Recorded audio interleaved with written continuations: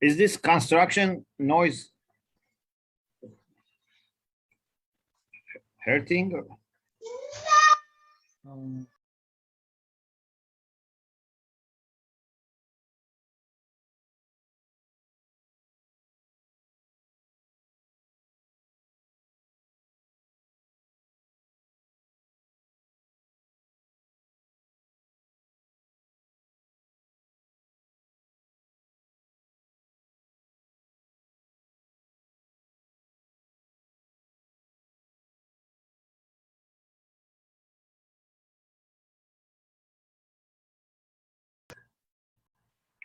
Is this construction noise hurting? You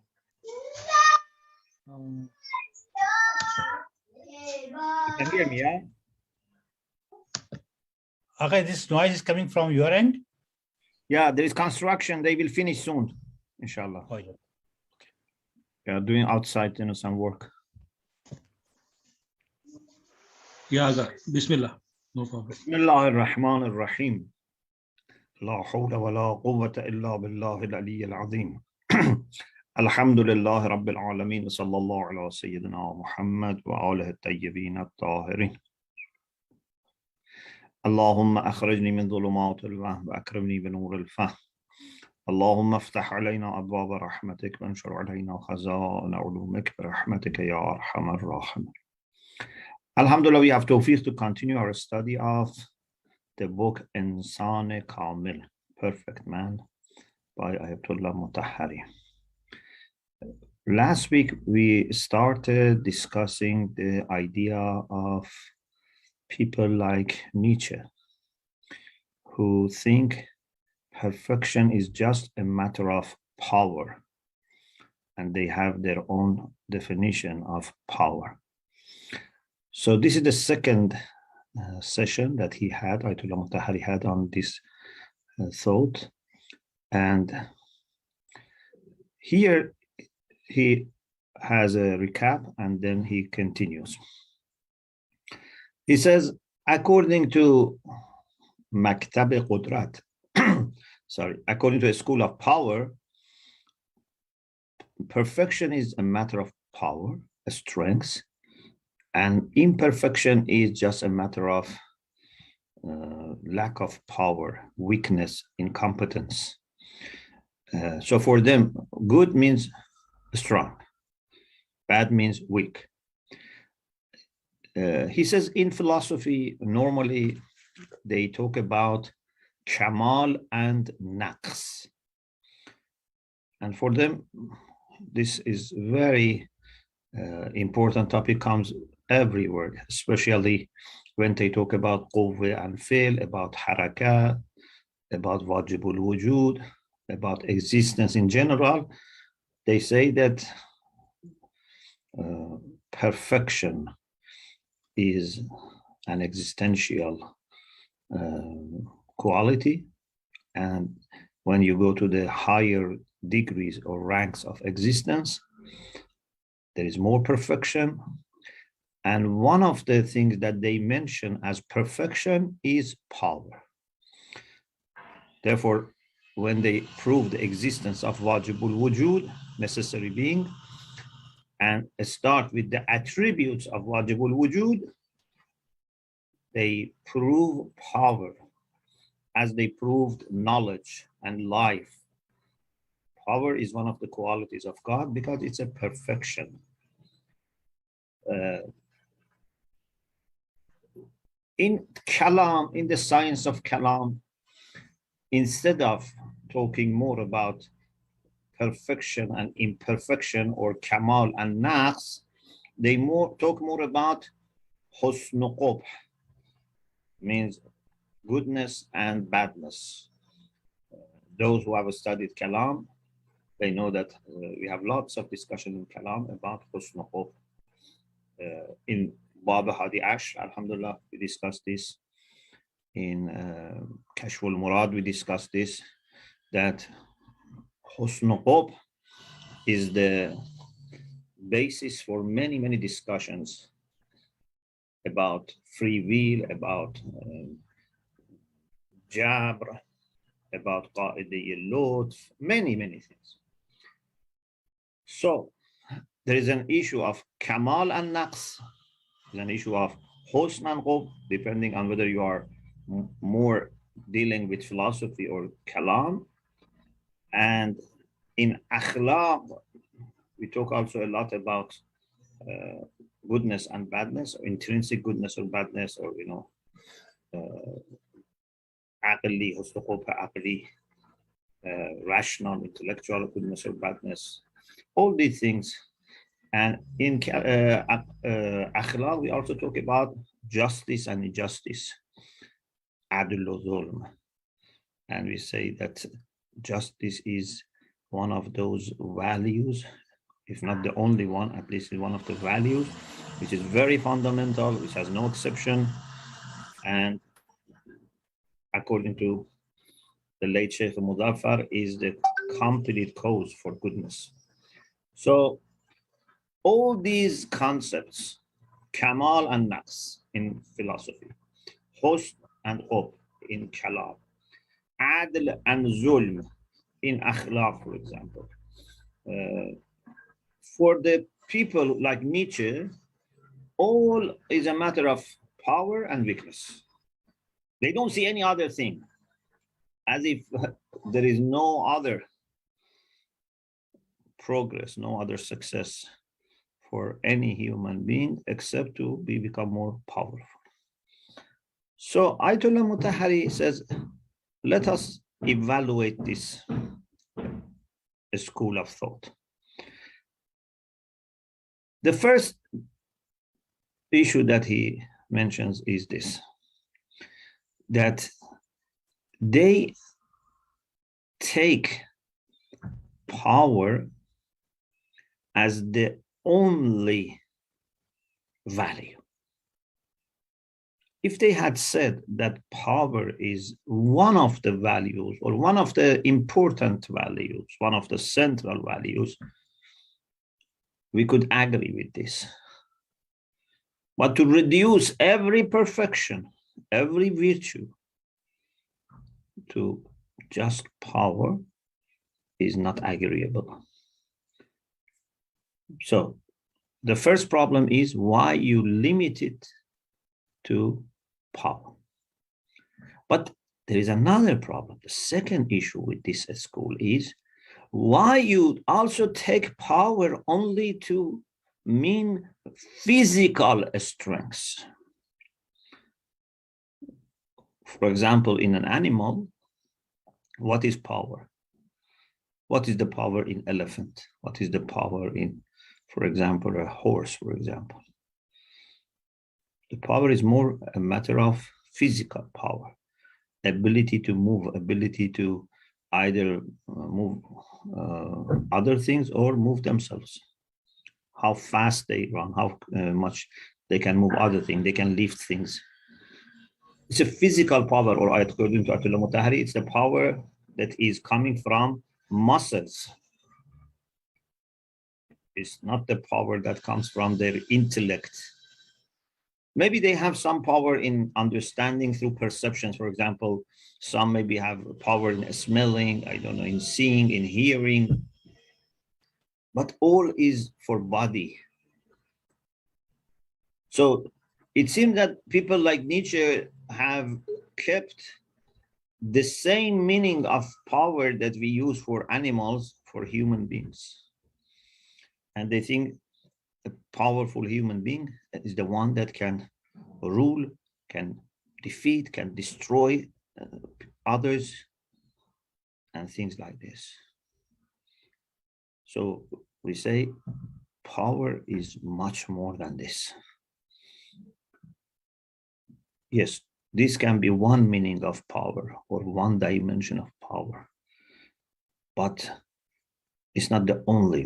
For example, if a human being is strong in body, that's good. If through a sport, through exercise, through diet, through a spiritual life, you can be stronger in your body, that's good, that's great. But is this the only dimension of power in human beings? So here he starts a discussion about what he calls a spiritual power, or the power of spirit. قدرت روحی. If you translate it literally, it means spiritual power. And you can say also power of spirit. He starts with a hadith, a well-known hadith from the Prophet sallallahu alaihi wasallam. Once in Medina, he was passing by some youth, and they were exercising and maybe had competition on lifting heavy rocks. So Rasulullah sallallahu alaihi wasallam told them, do you want me to be the referee, to be the judge between you? And of course they were very happy and said, for sure. So Rasulullah sallallahu alaihi wasallam told them, Ashja'un nas man ghalaba hawa. The bravest, the strongest people in their will, in their bravery, are those who can dominate their own whims. If you can overcome your own temptations, that's the main power. Power of muscles is good, but if you don't have good will, then you will be easily used by bad people. They use you in order to silence, or I don't know, heat, or na'uzubillah, kill, for example, their enemies, you know, weak people, etc., to create, you know, fear among people. You have to have power of the spirit, power of the will. So this is another dimension of power which actually is more important for human beings. Ayatollah Mutahari says, in Islamic ethics and in our mystical literature, there is emphasis on power, on bravery. Rasulullah sallallahu alaihi wasallam said, Ashja'un nas man ghalaba hawa. Ayatollah Mutahari doesn't mention this in the story, but if my memory is not wrong, I think even over there Rasulullah said this, Ashja'un nas man ghalaba hawa. He mentions this as a second hadith. Sa'di, the famous poet, says, Garat az dast barayad dahani shirin kon. Mardi an nist ke mushti bezani bar dahani. If you are powerful, if you are able to do something, make someone happy. It's not a sign of being a man, means being brave, to punch someone's mouth. Why you don't make them feel sweetness of life? Why you don't make someone happy? If you are powerful, make people happy, not attack them and, you know, destroy them and hit them, etc. Mawlavi says, وقت خشم و وقت شهوت مرد کو طالب مردی چنینم کو به کو. Ku has different meanings. One meaning of ku means where is he? Where is it? Another meaning is ku in the sense of kui, lane.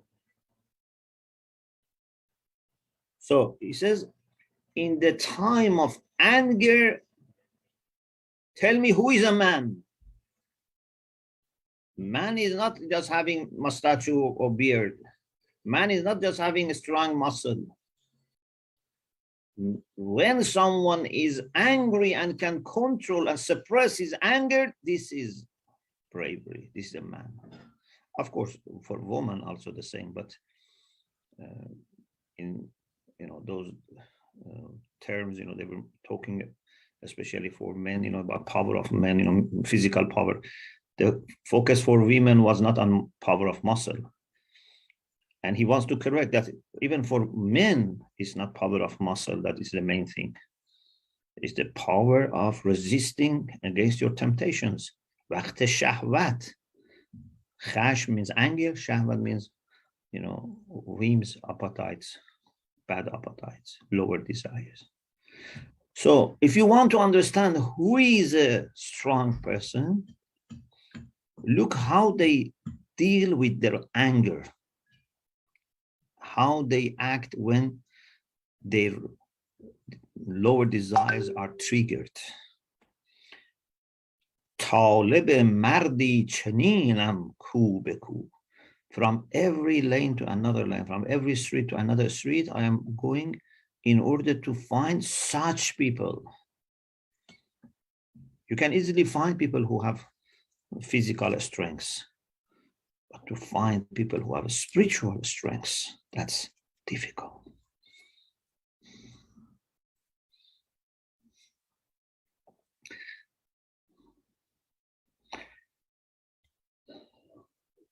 So you have to be able to have a strength to act ethically, to act religiously, to act spiritually. And Ayatul Mutahiyya says, of course, you have to be also careful not to mix this with being emotional. Because some people are too emotional. They say, we have to be kind to everyone, even to criminals, for example. We should not do anything. There should be no, for example, prison or, punishment. It's not that they say punishment has to be just. Yes, everyone says punishment has to be just. But to say that there must be no punishment at all, this is then not going to work. Saadi says, ترحم بر پلنگ تیز دندان ستمکاری بود بر گوسفندان. If you are showing kindness to, for example, tigers who want to attack the goats and sheep, then this is zulm to those animals. If there is a wolf, if there is a tiger attacking your herd, you have to protect them, not to say, okay, I want to be equally kind to them. Let everyone does what they want. So this wolf is going to kill many of them. In the society also, we cannot say, okay, we want to be good with everyone, we want to be kind with everyone, we don't want to be, against anyone. No, we have to follow principles, values, justice, but all with control over our emotions and over our anger. We shouldn't get angry and do too much against, for example, criminals. Even if a criminal is arrested, they should be dealt with justice and with human dignity. That's correct. But to say that we just let them be free, we want to be kind, it's not going to work. So power is very comprehensive in Islamic understanding. Part of it is physical strength.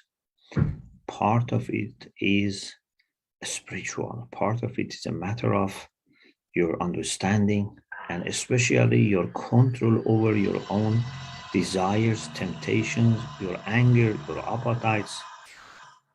What makes a person very powerful is when they are able to wholeheartedly deal with everything and do what is right with the least of resistance from inside. That's the power. So if there is a weak, there is a vulnerable person that needs my help, if I can do this with the least of resistance, that's the sign of power. And if there is an unjust oppressor that I need to stop him either by talking to him or, using other methods which are ethical and religiously accepted. Power here means to do this with the least of fear and worries and, again, resistance from inside. So power comes in dealing with people that you want to support or dealing with the people that you want to stop. It's very comprehensive. And part of it is inside, to form a sound judgment and to choose the right methods and instruments and means, and be able to focus on this.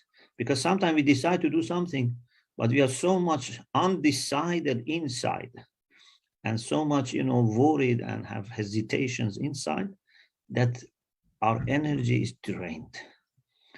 It's very important that after you properly assess and after consultation, thinking, asking, whatever is needed, when you make up your mind, then do it wholeheartedly. فَإِذَا عَزَمْتَ فَتَوَكَّلْ عَلَى اللَّهِ. Before making decision, if you need, take your time, consult. But then after making decision, you should focus on performance. And of course, have an open eye and ear. If you see that there was a mistake, you can reconsider. But not that you are still sure that you have to continue, but think, and this is going to drain your soul. Ayatollah Mutahari says some people then have gone to the other side of extreme, opposite to Nietzsche. And, they say, we should not, have any kind of punishment for the criminals, etc. And he says, this is also not going to work. There are people that unless there is a fear of punishment, they may not stop. Then he talks about qudrat waqi'i, real power and real strength in our hadith. Amirul Mu'minin alayhi salam told his children, Kuna lidhalim khasma wa lil madhlum awna. When it comes to the unjust and oppressors, you should be against them. When it comes to the oppressed, you should be supporting them. Aun means help. So it means that you must not do zulm, number one. Number two, even if other people have done zulm, you must not be supporting them or even be indifferent. You should stand for the justice and help the people who are oppressed.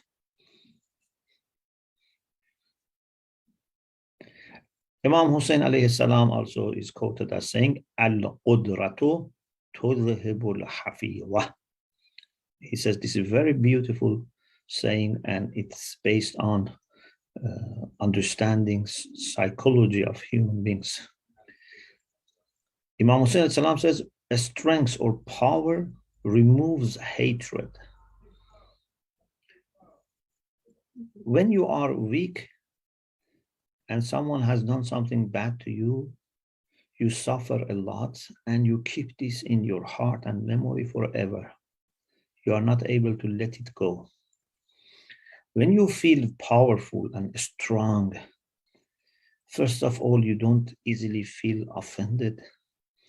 And even if you feel offended, you don't develop hatred. Someone who, this has many, many examples. For example, as a teacher, if you are new to teaching and you are worried and you are not sure about your performance, you have no confidence. When any student asks a question, you are worried. Maybe he wants to ruin my reputation. Well, maybe he wants to damage my position in the eyes of students and his school, etc. Because you are internally worried, you think everyone is against you or likely to be against you. Quran says about hypocrites, يَحْسَبُونَ كُلَّ صَيْحَةٍ عَلَيْهِمْ. They think every person who is screaming is against them. Every person who's, shouting is against them. When a thief sees any machine, is worried, especially if it's a police machine. They think, oh, maybe they have come to arrest them. So in a similar sense, when I am new to teaching, when I'm new to giving lecture, when I'm new to member, I'm worried. And if someone has an honest question and asks me, I think maybe, he has a hidden, agenda. Maybe he wants to prove me that I am not capable, I'm not qualified, etc. I'm very worried. But if I am established teacher, established lecturer, and I'm confident, then I don't feel offended when people ask me questions. I don't feel worried when they ask me questions or suggestions, or even if they make criticism. I say, thank you very much. Because I am confident. I know that I am qualified. And either this criticism is in the right place or not. It's not right place, okay. That's fine. It's not going to hurt me. And if it is the right place, okay, I benefit from it. I have no worry. It's really affecting our performance and our emotions when we internally are confident or strong.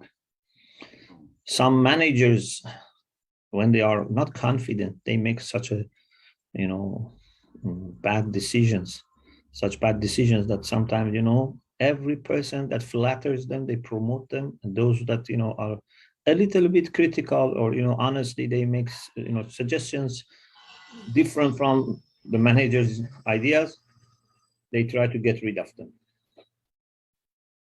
So Imam Hussein alayhi salam says, Al-Qudrah, strength, power removes hatred.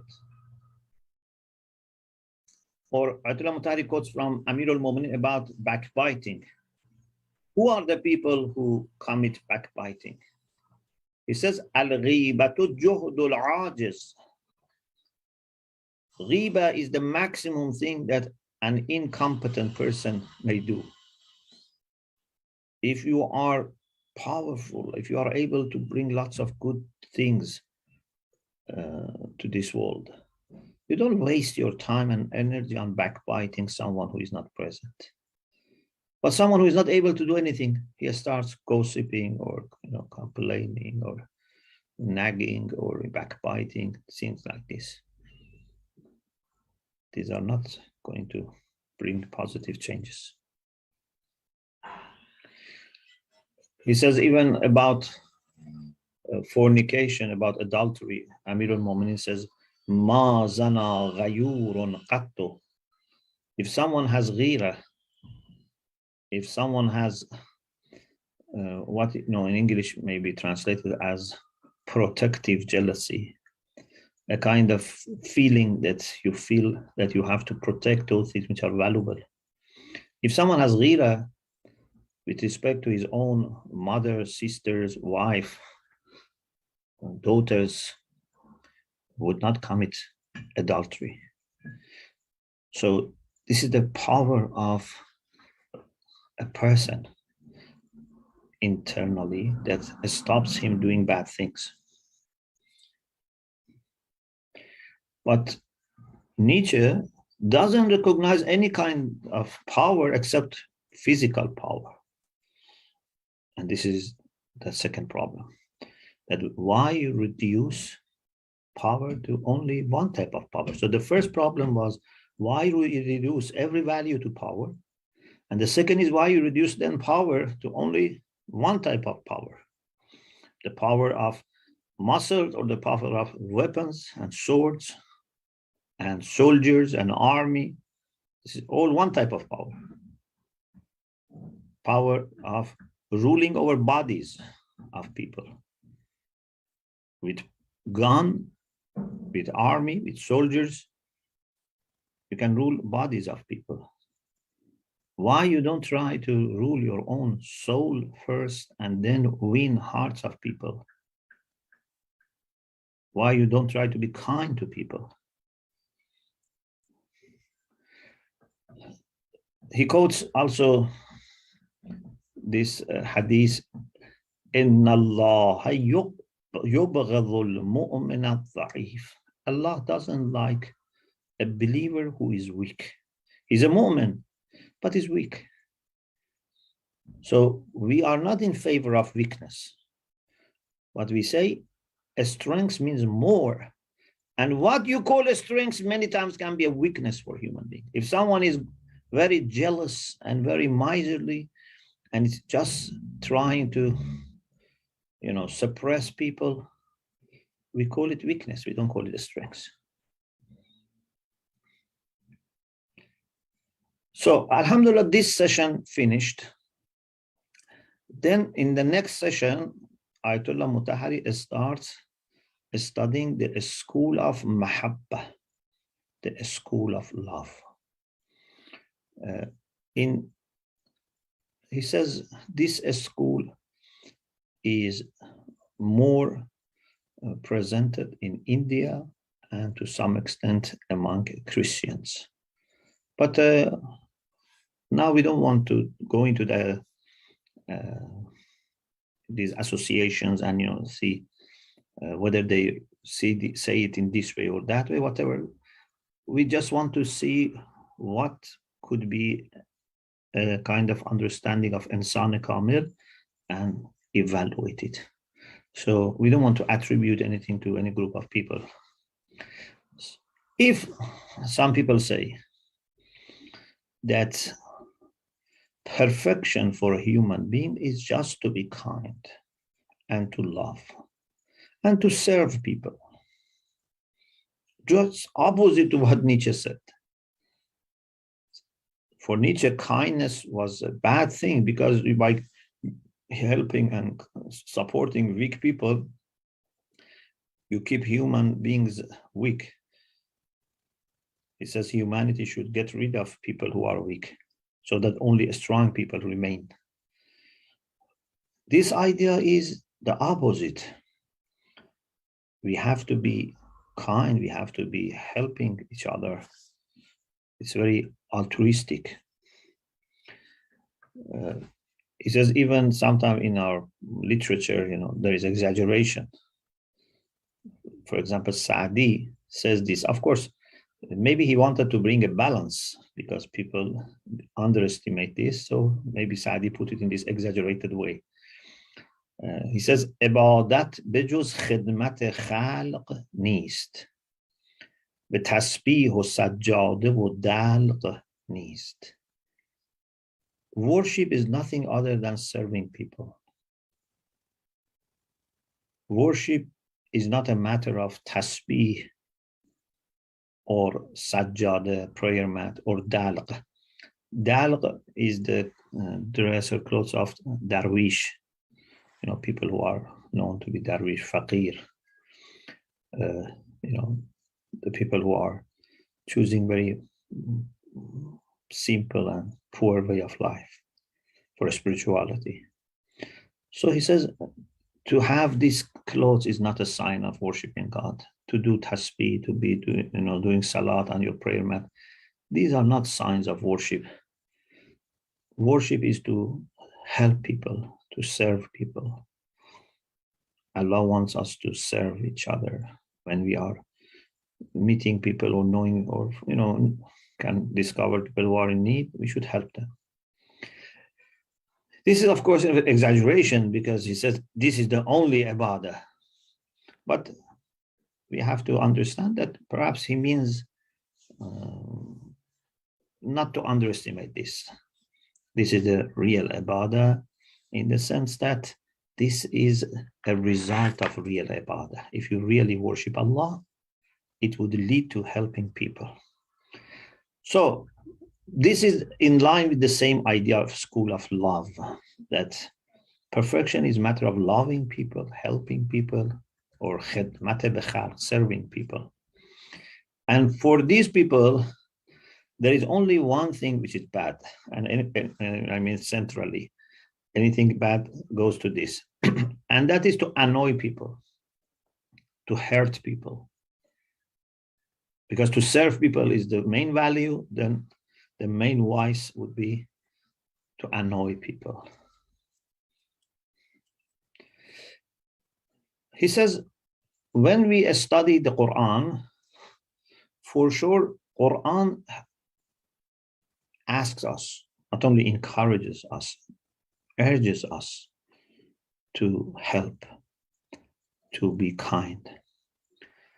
Allah subhanahu wa ta'ala says, إِنَّ اللَّهَ يَأْمُرُ بِالْعَدْلِ وَالْإِحْسَانِ وَإِيتَاءِ ذِي الْقُرْبَى وَيَنْهَى عَنِ الْفَحْشَاءِ وَالْمُنْكَرِ وَالْبَغْيِ. This ayah is a very important ayah, and this is a summary of Islam. And we have the stories of how some people in the early Islam converted to Islam because of this ayah.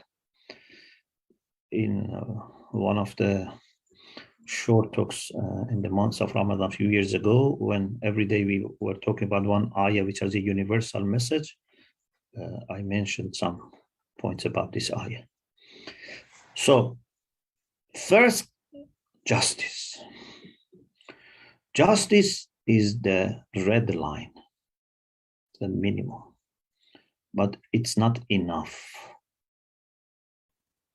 We need to do ihsan on top of justice. So first, make sure that you give everyone their rights, their due rights.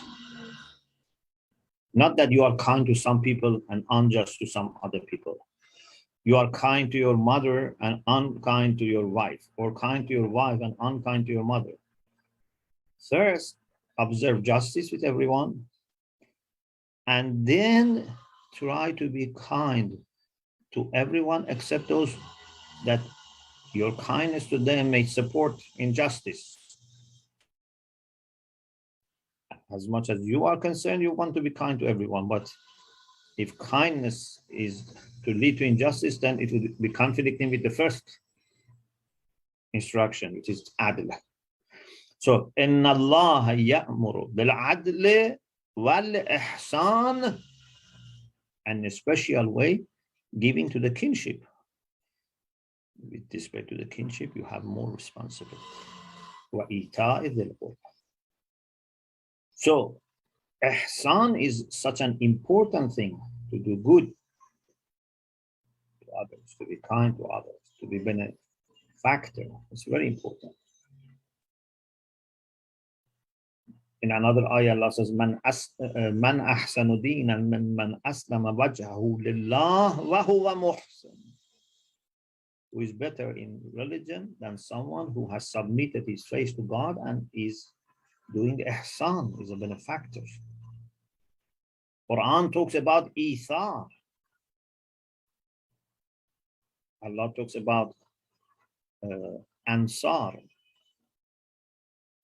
the companions of the Prophet from Medina, Ansar. Allah praises them in this way, وَيُؤْثِرُونَ عَلَىٰ أَنفُسِهِمْ وَلَوْ كَانَ بِهِمْ خَصَاصَةٌ. They prefer their brothers of Muhajirin over themselves, even if they have need. There's a story in Surah Al-Hashr, number 9, about, there was a case of distributing some, booties, how Rasulullah consulted them and what they answered. يُؤْثِرُونَ عَلَىٰ أَنفُسِهِمْ وَلَوْ كَانَ بِهِمْ خَصَاصَةٌ. Or about Ahlul Bayt alayhimus salam in Surah Insan or Halata. وَيُطْعِمُونَ الطَّعَامَ عَلَىٰ حُبِّهِ مِسْكِينًا وَيَتِيمًا وَأَسِيرًا. Even if they had very little food, it's not that they had extra. Even they had to give their own food, which they needed for breaking their fast. They gave it to a needy person, to an orphan, to a captive. So certainly kindness to people is very important in Islam.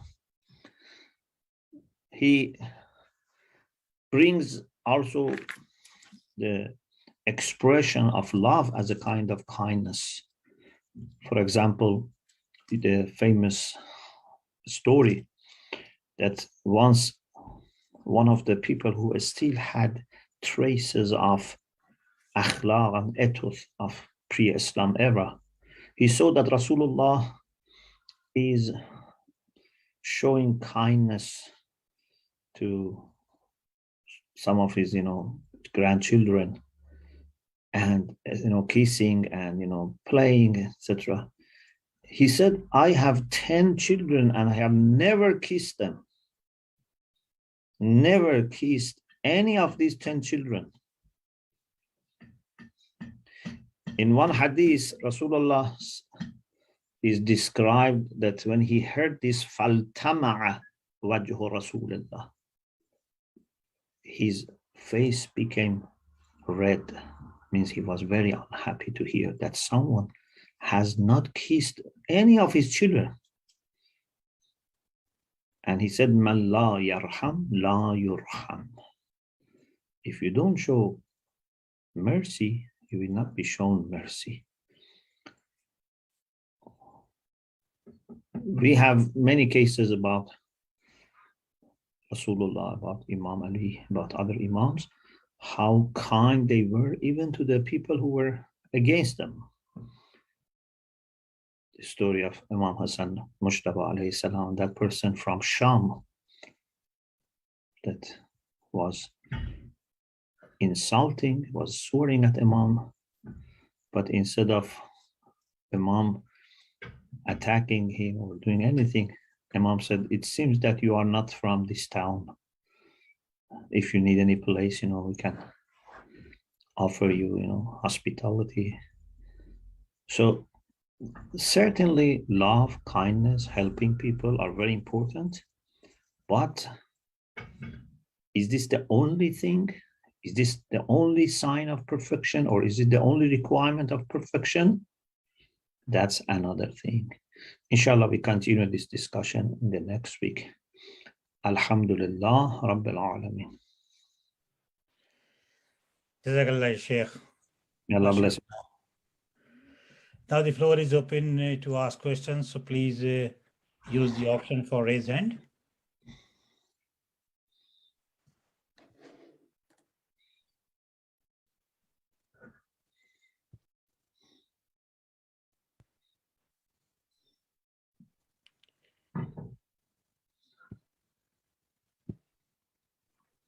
Yes, brother Javed Akhtar, please raise your question. Ji, okay. Assalamu alaikum. Alaikum My name is assalam Javed Hassan Akhtar from Dera Ghazi Khan, Pakistan. MashaAllah. Thank you very much, Aghajan. A very valuable dars on power of power. The school of power.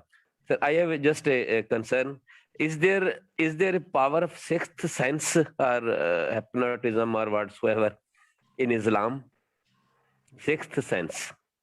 Power of? Sixth sense in Islam. Or, yes, hypnotism or whatsoever.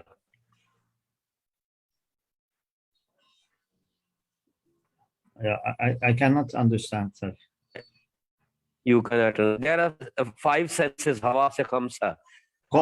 Is there any other sense? Is there any other sense? Sixth sense. Okay. Yeah. Sorry. Yeah. With the noise here, I was not. Thank you. Thank you much. Yes. Of course, sixth sense, we have to define it, but for sure, human beings, in addition to the 5 senses, they have other ways of sensing. Sometimes but you cannot trust, of course, it's not hujjah, but sometimes you meet someone and you sense something, a kind of worry, and then you realize later that this person, for example, was not sincere. Or sometimes, you are in a place, all of a sudden you think that, for example, you have to go away. It's possible. One of things that sometimes people happen to them, that, for example, there is an earthquake coming and all of a sudden they feel worried. They go outside and then earthquake, destroys the house. No one told them. There was nothing, all of a sudden there is a, kind of feeling that they have to leave this place. We have many different ways, and especially those who are very spiritual, then they understand many things. So one of people that I very much respect and very knowledgeable and spiritual. So I heard from someone, one of his students, that, for example, in Qom once, he had a strong feeling to go to a certain place in Qom, and then to go to a certain lane, and then a certain house. And when he knocked the door, he found a very spiritual person over there. He didn't know that person is there. Just in his heart was feeling that he has to go to that place.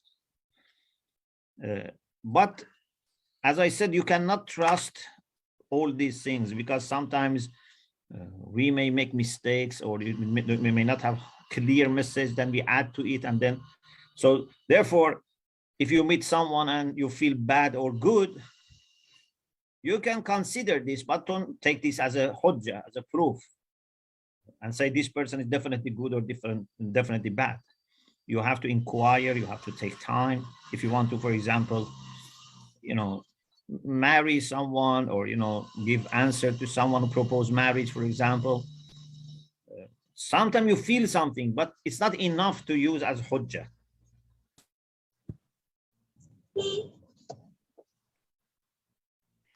Yes, next, brother Muhammad Shah, you want to ask a question?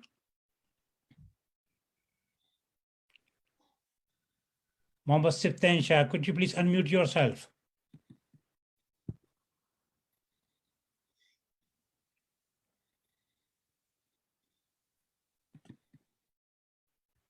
In a chat, he said that he wants to ask a question, but he's not able to unmute himself.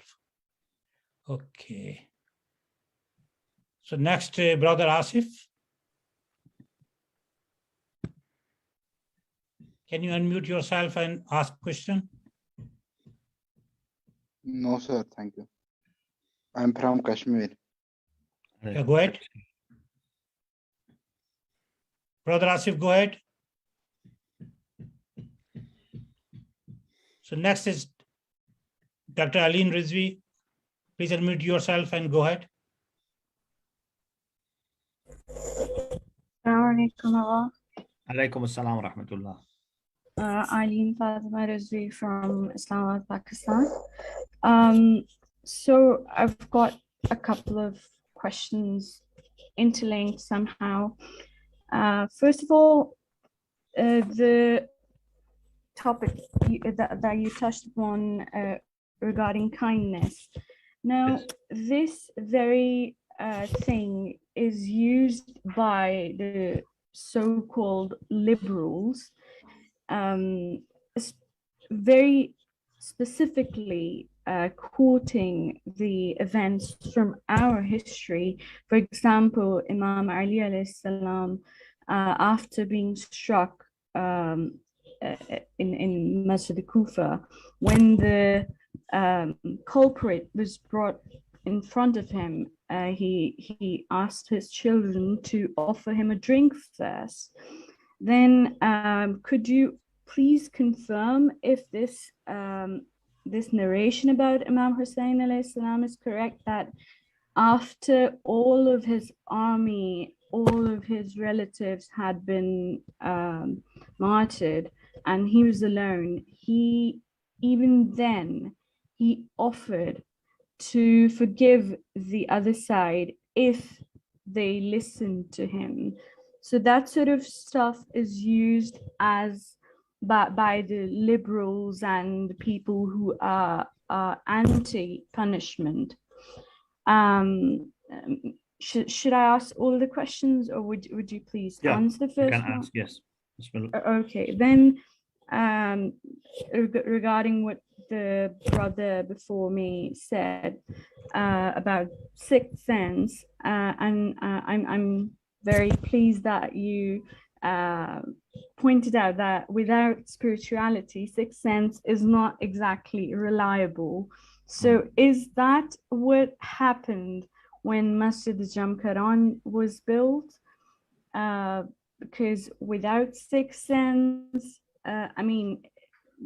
without spirituality, if you're having a dream that you're, for example, flying, everybody is going to claim that we had the experience of Mi'raj. So spirituality has to be there. So is this what happened when when the boundaries of Masjid al-Jamkaran were set? So that's my second question. Thank you so much. You're welcome. Regarding the first question, yes, actually, Ayatollah Mutahari has a discussion here about those who are against any kind of punishment or against capital punishment altogether. And he says that sometimes there is no other way. Of course, there are very carefully explained conditions in Islam for punishment, and also who can be the judge. It's not that everyone can be judged. It's not that every judge can easily make decisions, etc. But in certain cases, there is possibility of capital punishment and need for that, or for example, other types of, and we should not just be kind and say, no punishment is needed or no capital punishment is needed at all. Yes, unfortunately, in some societies, they overdo it. In some societies, for example, not carefully. But we say there must be such a provision in law to have certain ways of dealing with very vicious criminals. What we have in the case of Ahlul Bayt alayhimus salam is that they never, for example, stood against Islamic code of punishment. But when it was possible and Islamic law permits, or it was something personal and again not against Islamic law, of course they were trying to forgive. They were trying people to forgive each other. Even sometimes people wanted to admit to Imam Ali when he was Khalifa about some of their sins, and they were saying for example, tahirni, clean me from this sin. But Imam trying to avoid listening to their admission and bring excuses. Maybe it didn't happen as you think, it's things like this, but they were keeping insisting to admit in the full-fledged details, and so then Imam had to execute the punishment.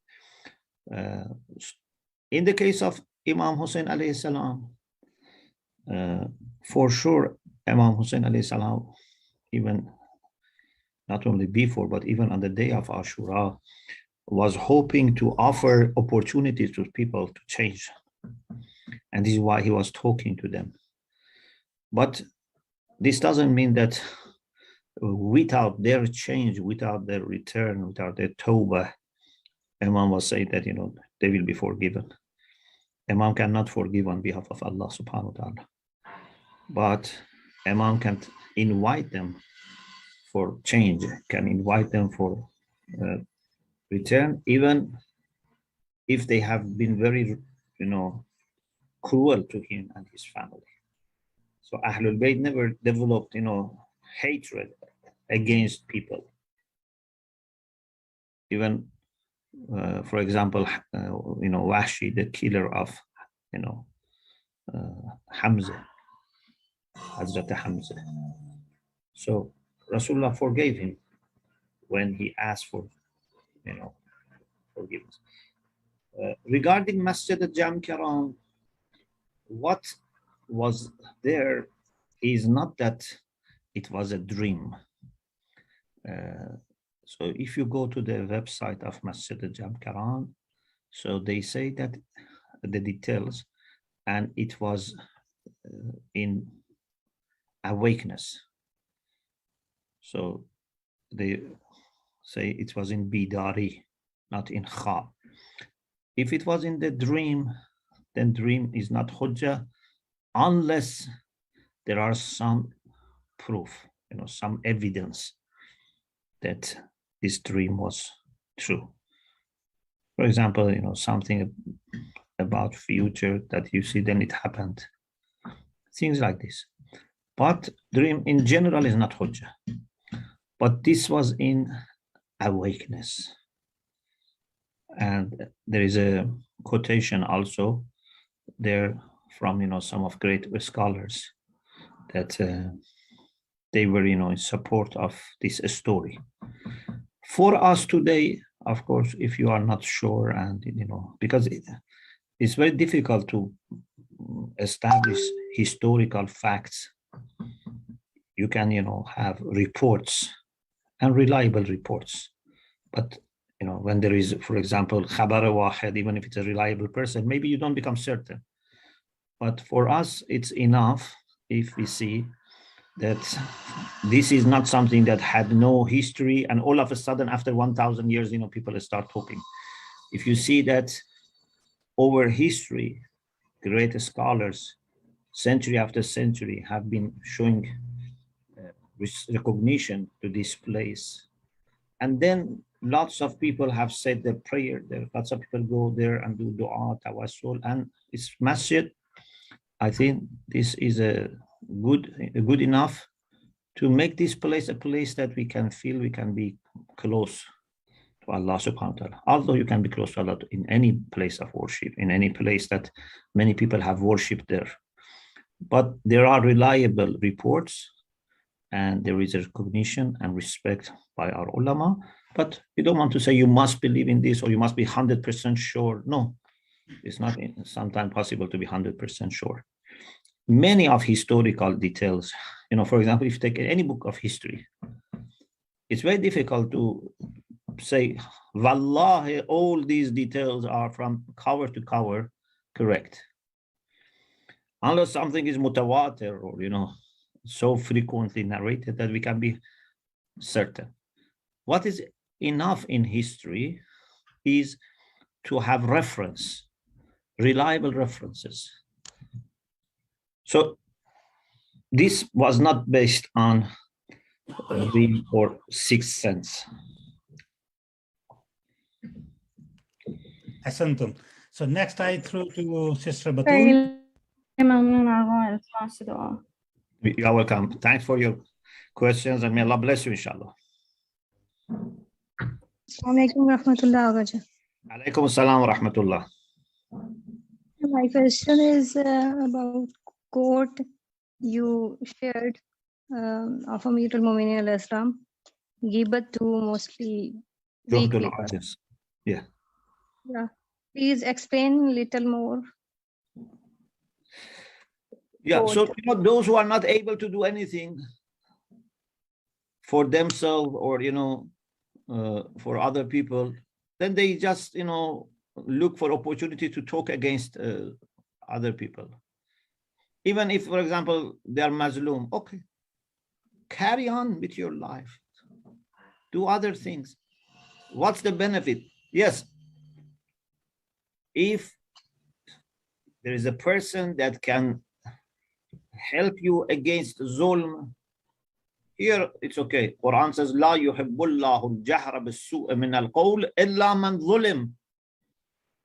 Allah doesn't want you to talk in public about bad things happen to you unless you are mazloom. And ulama say, mazloom can do tazallum. What does it mean? Can go, for example, to someone who has power to help him, like the judge, a qualified judge, and say, or sometimes ulama can help that, my neighbor or, my husband, my, colleague, they are doing zulm to me, for example. And you need someone to help you to stop them. In these cases, maybe okay. But if, then what's the benefit of ghibah? It's just a matter of temporarily releasing your anger. But it's not helping, and also sometimes it can create more problem.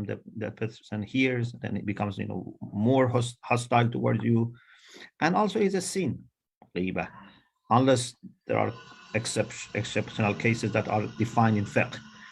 So Amir al-Mu'minin says, do something positive, do something productive. For example, if you are a student and your classmate has done bad thing to you, okay, talk to him, whatever is needed, but don't get stuck here. Study more, learn other skills, you know,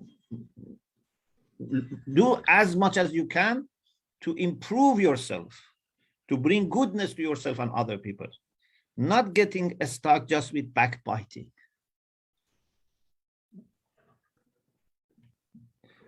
So people who are, for example, you know, we hear about some of the scholars, you know, for example, Imam Musa Sadr. You know, some people unfortunately were talking against him even inside the Shia community. Sometimes even some scholars were against him. But he was never talking against anyone. Even he was not talking about them in their presence. And there was a majlis that one of the scholars who has many books was on member, and when he saw Imam Musa Sadr, he started on member talking against him. Maybe he felt responsible, I don't know. He talked against Imam Musa Sadr, and Imam Musa Sadr, when he came down from member, was supposed to speak after him. He hugged him and thanked him and sat on member and didn't say anything. He could have used member to, you know, defend himself, to attack that person. So those who worked with him, they say he never complained about anyone. The late Ayatollah al-Uzma said, Hadi Milani in Mashhad. He was a marja, he was great marja in Mashhad. So many times, you know, people, even sometimes his own students, talked against him, but he never defended himself, because they have much more to do and they ask Allah to defend them. Inna Allah yudafi'u an alladhina amanu. Allah defends the believers. I'm not saying you have to not answer when needed, but I'm saying you have to have such control over your nafs that if you need to answer, it's not because you're angry. Sometimes we have to tell the truth. Otherwise, people keep, you know, repeating the rumors against us, whatever. But not just as an emotional reaction that, you know, I feel bad, you know, I have to do something to defend myself. No, for the sake of cause, if needed, with the least of personal attachments, you explain things. Sorry, just a moment. Someone is...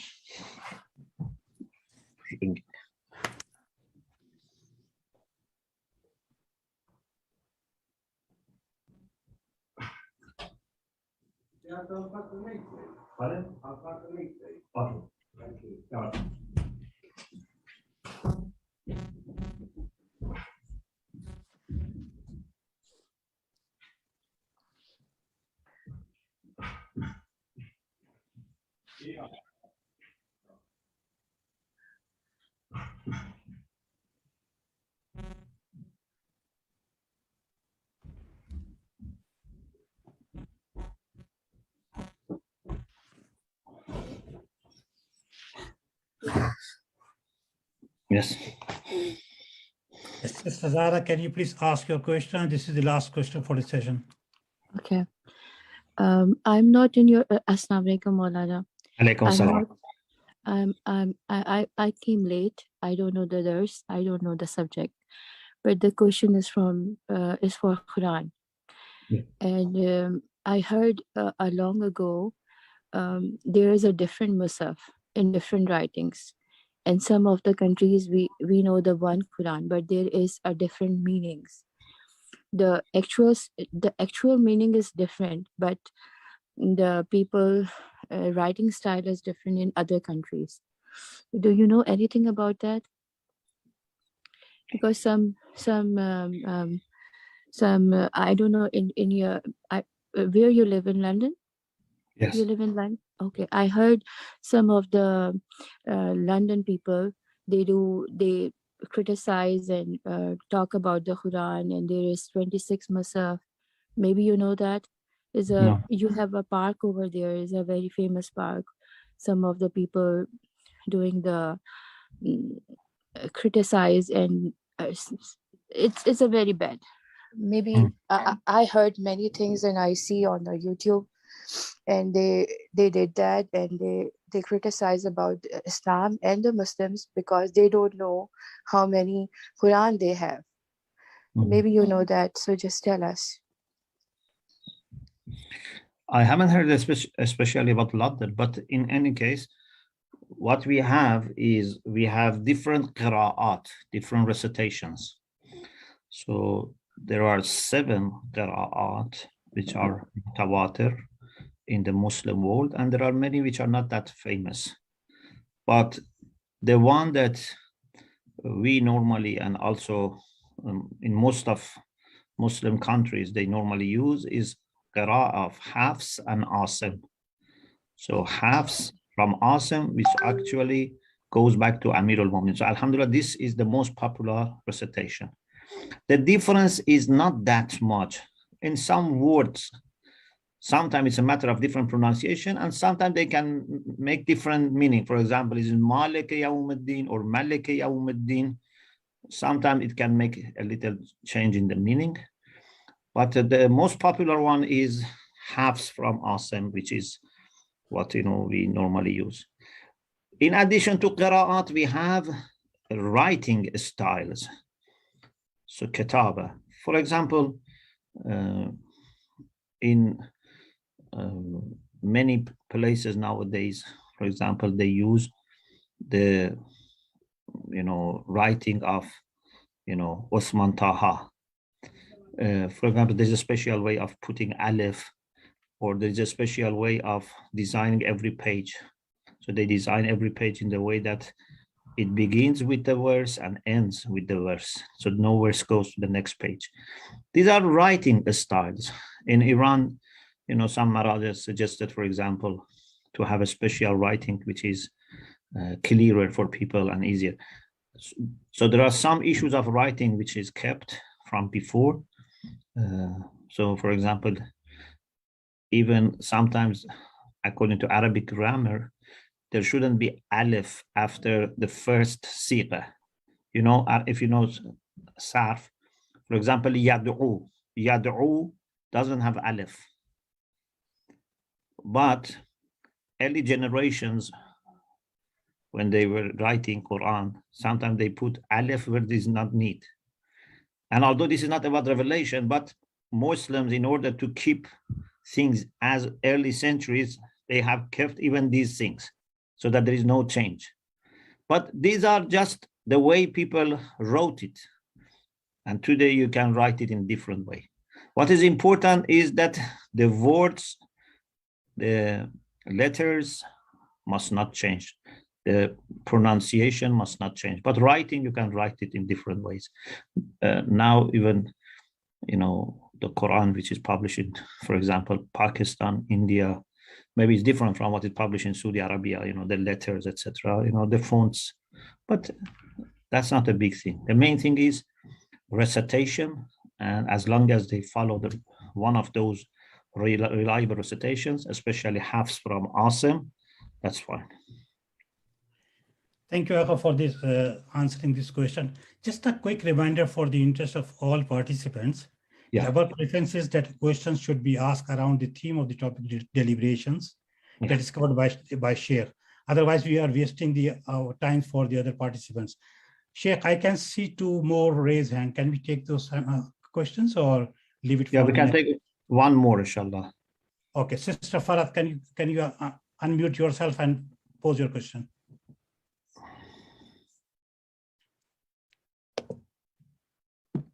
Sister Farad. Assalamu alaikum. Alaikum assalam wa rahmatullah. First of all, I am sorry I could not hear the lecture from the beginning. Inshallah, I will hear it later in the recording, but the last lecture, which was the first one from the power section, I heard it and I had a question, but unfortunately I ran out of time. My question is regarding the topic of power.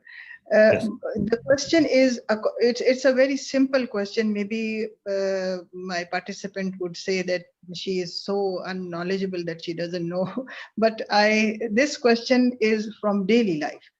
Mhm. Like when we have servants or maids, which we have in our house, and sometimes they don't behave, sometimes they don't listen, sometimes they don't comply to the rules and regulations of the household. And I mean, it's my own example that I have forgiven them. I have just ignored their mistakes and their misbehavior several times, just because of Khauf-e Khuda, because he has given me power, he has given me everything. So I should not be harsh, I should not be stubborn, I should not be cruel or something like that. Alhamdulillah, we are not like that. So I have forgiven them and overlooked their mistakes. But over time, they have not learned. They have not complied to the rules and regulations. They have not, rectified their mistakes. So now I have asked them to leave, and politely, very politely, I asked them and I told them, see, if you make a mistake, you should say, I'm sorry. Apology is there. But if they don't even apologize, then it is a stubborn behavior. I explained them that this is a wrong behavior. Even Allah Ta'ala doesn't like it. If we commit a sin, he expects us to say, Astaghfirullah, I'm sorry, I will not do it again. But you people don't listen. So I have asked them to leave, and I have just, fired them in our day-to-day language. Is this a wrong use of power? I'm very, very afraid that my God should not be, he should not feel, he is all knowing, he knows my niyat. But I was very disturbed. Have I done a wrong thing by firing them? Thank you very much. You're welcome. And can they find another job? Yes, of course. Yes, of course. I mean, there are several jobs, but at this moment, I don't know, because since I have fired them, I don't know where they have found, or they have still looking or not, but they are in demand. They will find it, inshallah. And I ask them to leave with prayers that inshallah you will find a good place. But due to this behavior, I had to fire you. I'm sorry. Yeah, it's very difficult situation with the servants, or even when you are a manager, you have employees, Yeah. Because on the one side you want efficiency, you want everything be organized. On the other hand, you have ethical responsibilities, and as a Muslim manager or employer, you consider everyone like your own family. You want their own good as well.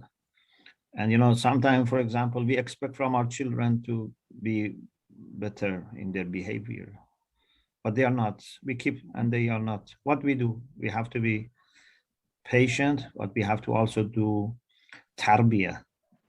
It's not just, to listen to them, or, if just ignore. But tarbiyah is something that takes time, takes energy, needs patience. So what I can say in general way is that you try not to be angry with them, but try to step by step, gradually,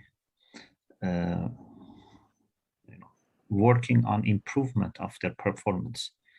Whether they apologize or not, that is something secondary. They should, but if they don't, but just improve, this is enough. Because sometimes maybe it's difficult for them to say, I made mistake. For us, the main thing is that they don't do this again, not that they apologize. So with patience, you try to help them to improve this is good for them as well. And even if they go to other places, they will be appreciated more. But to fire them, you have to see if, for example, they are going to suffer, they are not going to find another job, and their family is going to struggle, then maybe you need to be patient, more patient. But if they can find another job easily, then that's easier. You can say, you know, with respect, you know, I have tried, you know, this time, for example, and it didn't work. You are a good person, but maybe we cannot work together. And I pray for you. I give you some gift also. So that ends peacefully and nicely. But if they cannot find another job, then it's difficult, you know, unless you really, you know, suffer and, you know. So I have had this problem sometimes where I have worked that there are employees that I don't find them useful that much. But then I'm concerned, you know, about their, you know, family, etc., whether they can find another job. They have worked, for example, in this place for many years. So it's very difficult to be both efficient and ethical. You can be just ethical and you can be just efficient, but to be both, it's very difficult. And we have to learn, and we have to ask Allah for help. But we have actually cases that, for example, in the case of Imams alayhimus salam, that sometimes there's, you know, servants were not very obedient sometimes. For example, once one of the Imams said to his servant to do something and he didn't do it. The Imam said, why you didn't listen? He said, Amentuka. He said, because I felt safe. I knew that you are not going to beat me or, you know, do anything harsh. Amentuka. Allama Tabatabai, you know, someone said, it's in Hadith Sarf documentary. Allama Tabatabai had an old person that was helping him. Maybe even this person says maybe it was coming from their own city, you know. So at some time he had someone to help him. He said once I was talking with Allama Tabatabai, and his servant seemed that was sleeping, something like this. And when he heard us talking,